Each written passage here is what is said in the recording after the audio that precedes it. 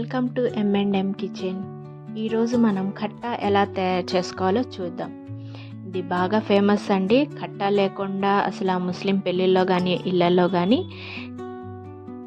Non veg పలవల్లో కానీ vegetarian పలవల్లో కానీ compulsory దీన్ని చేస్తారు. పిల్లలు చాలా ఇష్టంగా తింటారు. నేనైతే ముందుగా పచ్చని పప్పుని ఒక టీ గ్లాస్ పప్పును అయితే తీసుకున్నాను. 2 hours దాన్ని నానబెట్టుకున్నాను. ఇప్పుడు మనం కుక్కర్లో వేసి ఉడకబెడతాం. దీన్ని ఒక 2-3 విజిల్స్ వస్తే సరిపోయిద్ది. పప్పుకు తగినంత వాటర్ వేసుకొని ఉడకబెట్టుకుందాము.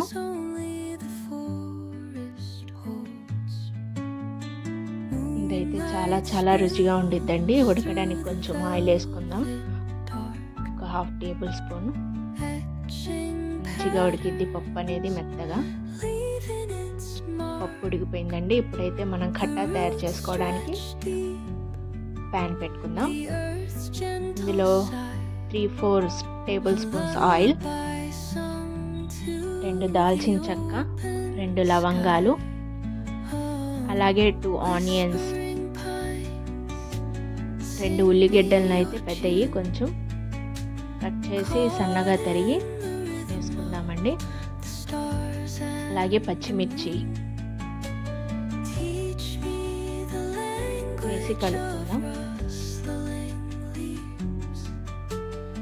ఖట్టా మెయిన్ సొరకాయ ఉండిద్ది కదండి, దాంతో తయారు చేసుకుంటారు.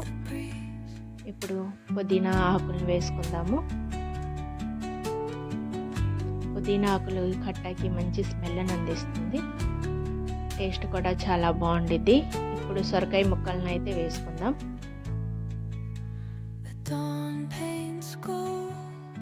వేసి బాగా కలుపుకుందాం. అలాగే ఉప్పు మగ్గడానికి బాగా ఉప్పును కూడా యాడ్ చేసుకుందాం. 1 టేబుల్ స్పూన్. నేనైతే ఇక్కడ కల్లుప్పు తీసుకున్నానండి, మీరు సాల్ట్ని అయితే వేసుకోవచ్చు. ఇప్పుడు 1/2 టేబుల్ స్పూన్ పసుపు వేసి బాగా మిక్స్ అయ్యేలాగా కలుపుకుందాం.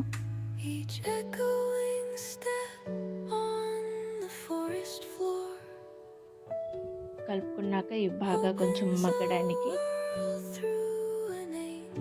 ఇప్పుడు మనం వంకాయలు కూడా వేసుకుందాం. నేనైతే ఇక్కడ 4 వంకాయలు తీసుకున్నానండి. బాగా కలుపుకుందాం. ఇవి మగ్గడానికి ప్లేట్ పెట్టుకుందాము. ఒక 2-3 మినిట్స్ తర్వాత చూద్దాం. మగ్గుతున్నాయి. ఇప్పుడు టమాటాలను కూడా వేసుకుందామండి. 2 టమాటాలను అయితే తీసుకున్నాను, మీడియం సైజు.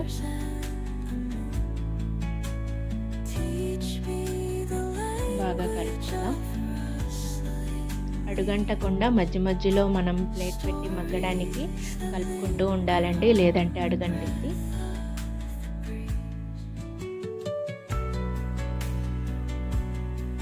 చూడండి చక్కగా మగ్గుతున్నాయి. 50% మగ్గాయి.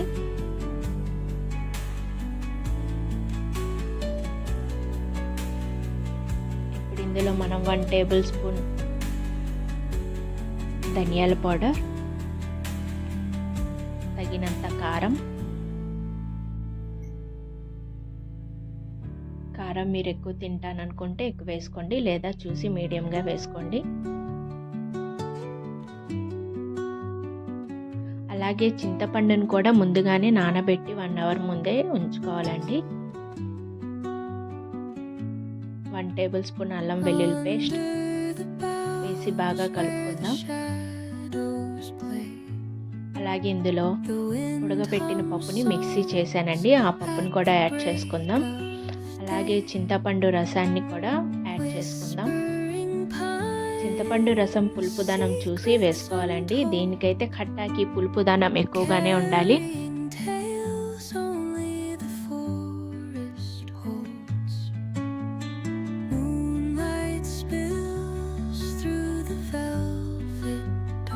చూడండి, చింతపండు రసం యాడ్ చేసుకున్న తర్వాత తగినన్ని వాటర్ పోసి బాగా మరగనివ్వాలండి. ఒక 15 మినిట్స్ 20 మినిట్స్.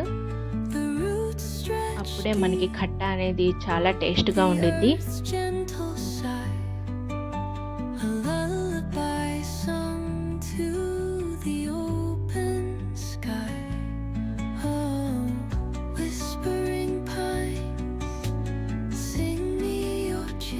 ఇప్పుడు కర్రీ లీవ్స్ అలాగే కొంచెం కొత్తిమీర ఆకులను కూడా యాడ్ చేసి బాగా మరకనిద్దాం. ఎంత మరిగితే అంత రుచి ఎక్కువైద్ది. ఉప్పుదనం మాత్రం మీరు కొంచెం ఎక్కువగానే యాడ్ చేసుకోండి చింతపండు రసం, ఎందుకంటే ఫస్ట్ టైం చేసే వాళ్ళకి తెలియదు కాబట్టి చెప్తున్నాను.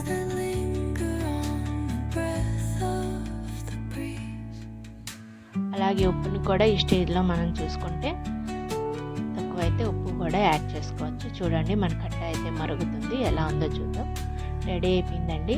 15 మినిట్స్ తర్వాత చూడండి ఆయిల్ కూడా సపరేట్ అయింది కట్టలో నుంచి.